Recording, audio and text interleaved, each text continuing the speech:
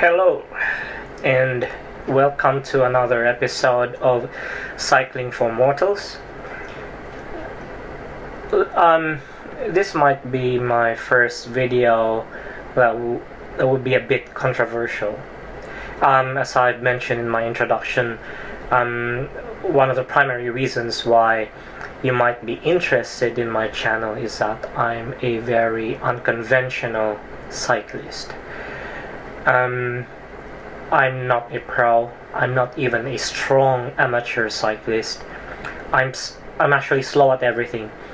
I'm a slow climber. I'm slow on the flats, and I'm slow going downhill. I'm scared of going downhill. When I say I'm scared of going downhill, I won't just like bump down when descending. I try to be very sensible in what I do. I won't just, let go of the brakes and just hurl down at 12%, grade. So, in my video is entitled "No Power Meter, No Problem." Now, a power meter is nice to have, but it's not essential. I'm not saying that I don't want a power meter. Of course, I would like to have a power meter, but for me it's just too expensive. My favorite bike is something that I just assembled from parts.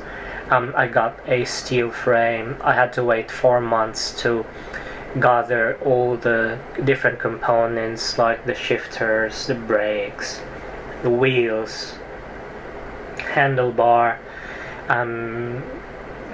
seat post.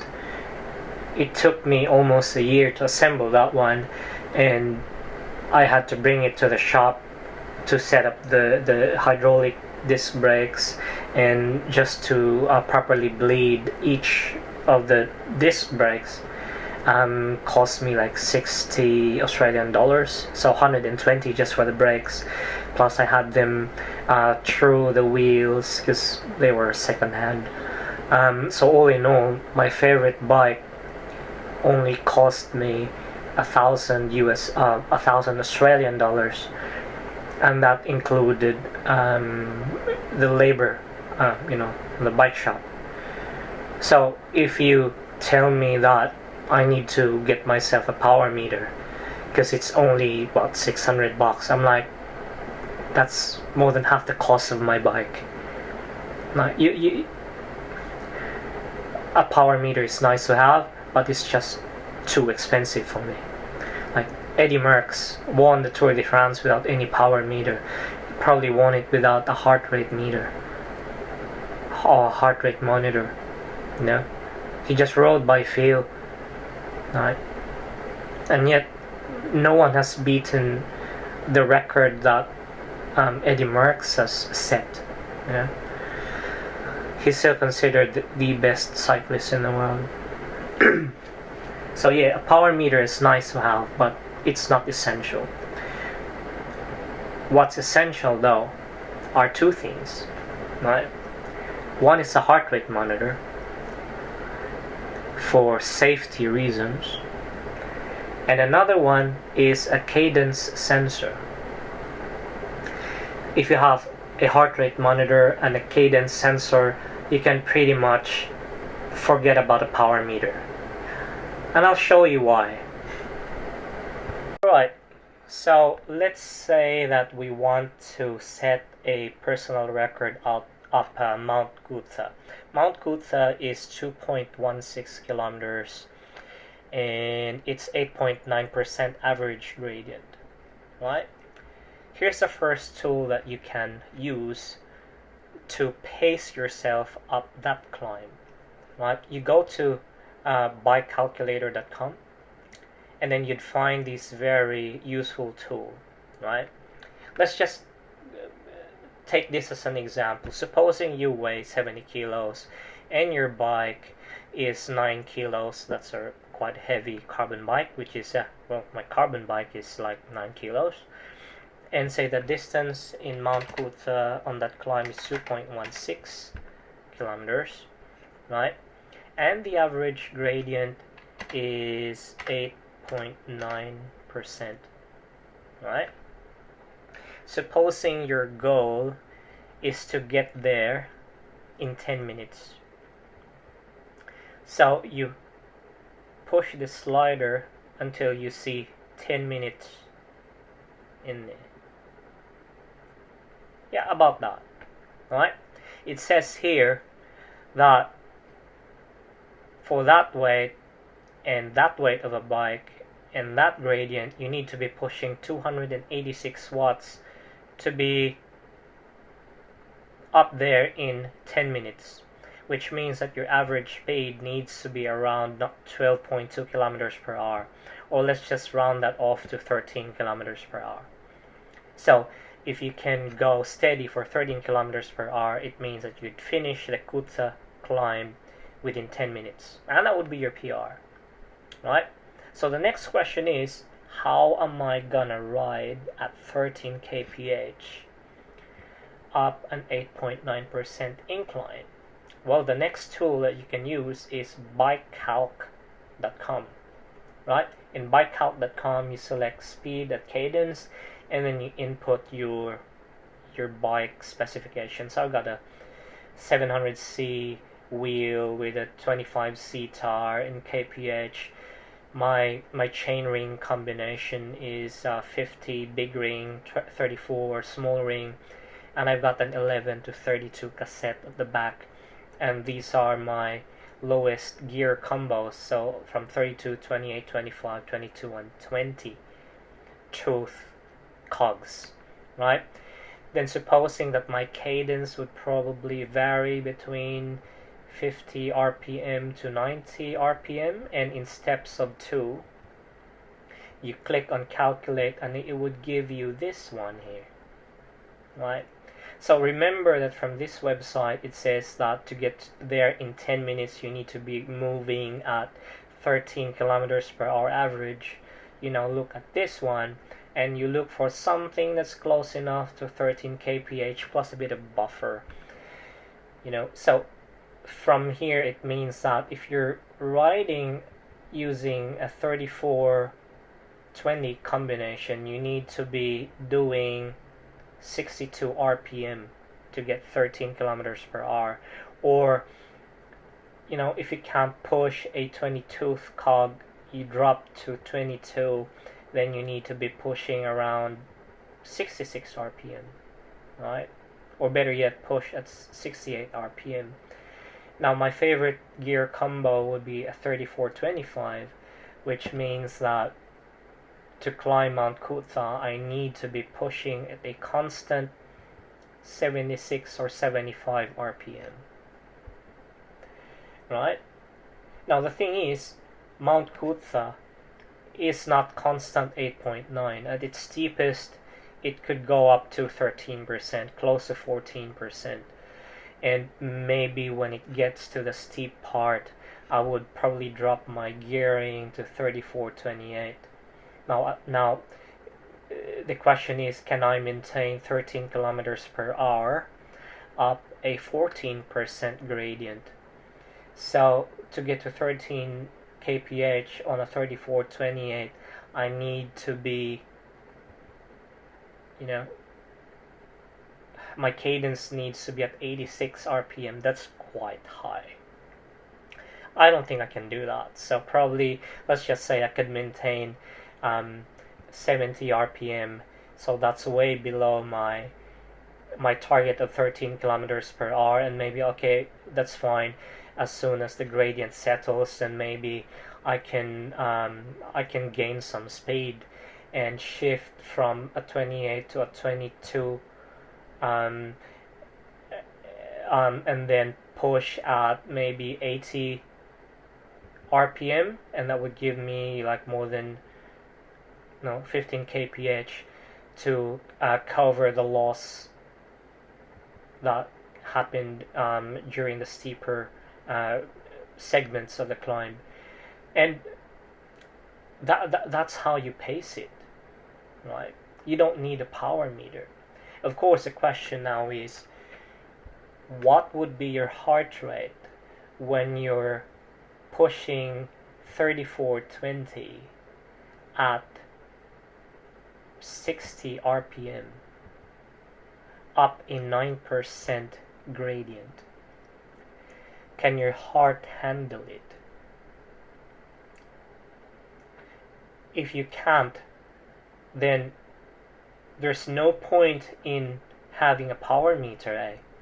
Because it means that even if you know that you need 300 watts, your body can't do it for you. Your heart can't do 300 watts up a 9% incline. So you could see here that while a power meter is nice, you can estimate what a power meter would, the information from a power meter, by just using these tools coupled with a cadence sensor. You can buy a cadence sensor for $50 brand new, right? And the rest would be a matter for your heart, right? Can your heart handle 60 RPM on a 34/20 gear combo up a 9% gradient? How about when it pitches up to a 13% gradient?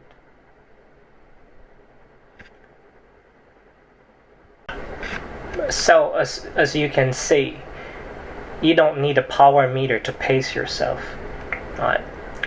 Because even if you know you need 300 watts, the question is, can your heart do it?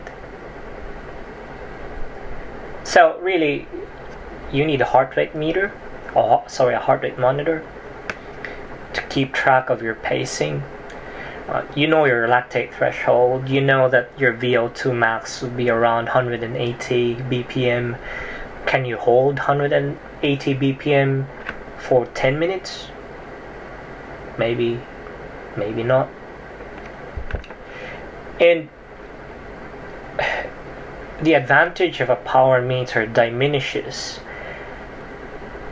as the climb gets longer, right? Because as the climb gets longer, your heart rate will also consider the fact that you get exhausted, that you get tired. A power meter doesn't care if you're tired or you're fresh. The power meter would say, oops, you're not pushing 300 watts. Push harder. Or, oh, you're pushing too hard. Maybe drop off a bit. Right? But as long as you pace a climb according to your lactate threshold, when you get tired, your heart rate would tend to drift faster. And since you're tired and you're still thinking LTHR, it means that your effort would also drop a bit, right? So really, when you're pushing with using a heart rate monitor, you have better chances of surviving a climb, right? You have better chances of pacing a climb than just sticking to a power meter who doesn't know that you're dying, right? A heart rate monitor would tell you, hey, that's too much, right? Hey, you're tired, slow down a bit. Hey, you're unusually strong today, push harder. That's what the heart rate monitor can tell you. Your power meter, it doesn't care, right? A power meter is only good if you feel fresh. If you're tired from a previous day's ride, your power meter doesn't know that, but your heart rate monitor does. When you're tired, when you're exhausted from a previous ride, you would notice your heart rate won't actually you won't even hit your lactate threshold. You keep pushing for the same effort, and you would notice that your heart rate is like 10 BPM lower than usual. Why? Because your muscles couldn't push anymore. Because you're tired. When your muscles can't push, your heart won't cooperate. Because, your heart can do it, but your muscles can't. So when your muscle can't, your legs can't turn the cranks, then there's no need for your heart to push that much blood into your legs, so your heart rate doesn't climb. And there's something wrong. You're tired, right? So on longer rides, on longer climbs, the advantage of a power meter actually diminishes, right? You're better off pacing it with a heart rate monitor. I know this is controversial, but that's a fact, right?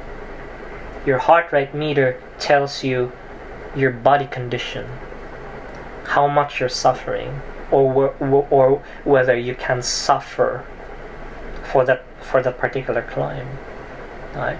Your power meter doesn't care, right? So for shorter efforts, like a 2-kilometer sprint climb, yeah, power meter might be nice, but again, I've shown you a set of tools that you can use, right, to pace yourself, right?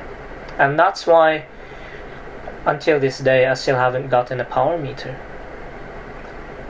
aside from it being very expensive, more than twice as expensive as more than half as expensive as my favorite bike, and it being kind of useless in longer climbs. I haven't used a power meter. So yeah, it'd be interesting to hear about your comment down below, and I want to see what you think about this particular episode. And that's it for my first controversial video. This is cycling for mortals, cycling for ordinary people, cycling for people who can't afford expensive gear, expensive equipment, people who just want to ride, people who just want to survive a climb, people who don't need to go fast, people who just want to get up there, right, and survive a climb without feeling that they're dying. This is what cycling for mortals is all about. Until then, see you in my next video, and I do hope that you still come back and watch my other videos. Take care.